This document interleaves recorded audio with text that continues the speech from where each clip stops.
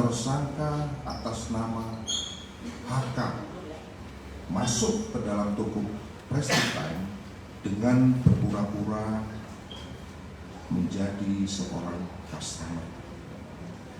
Setelah beberapa saat memantau situasi dan diketahui kondisi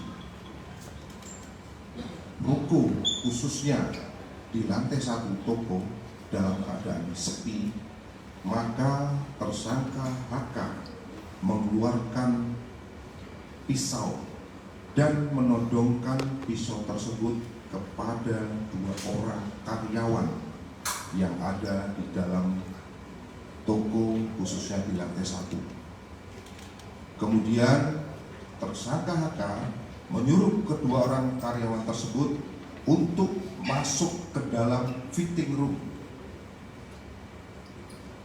Selanjutnya, tersangka HK mengambil handphone milik karyawan, kemudian melakukan ataupun mengikat tangan para karyawan dengan menggunakan kabel tes.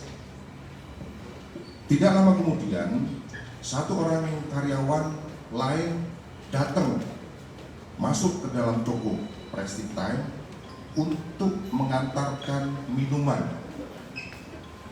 Dengan melihat adanya 1 orang karyawan yang masuk tersebut, maka tersangka HK langsung menodongkan kembali kepada karyawan yang baru masuk.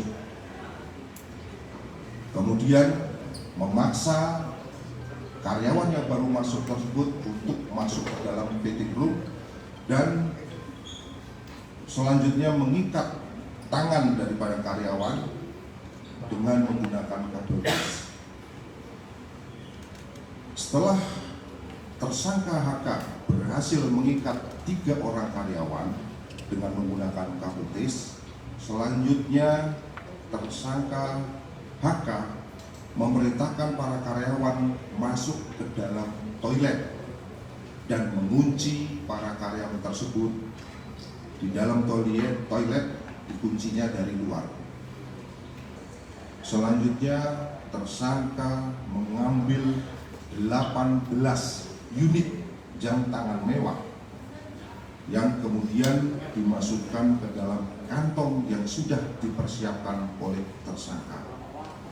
Kemudian tersangka HK melarikan diri dengan membawa hasil kejahatan berupa 18 unit jam tangan mewah yang mana berdasarkan laporan polisi ke 18 jam tangan tersebut diperkirakan bernilai 12,85 miliar.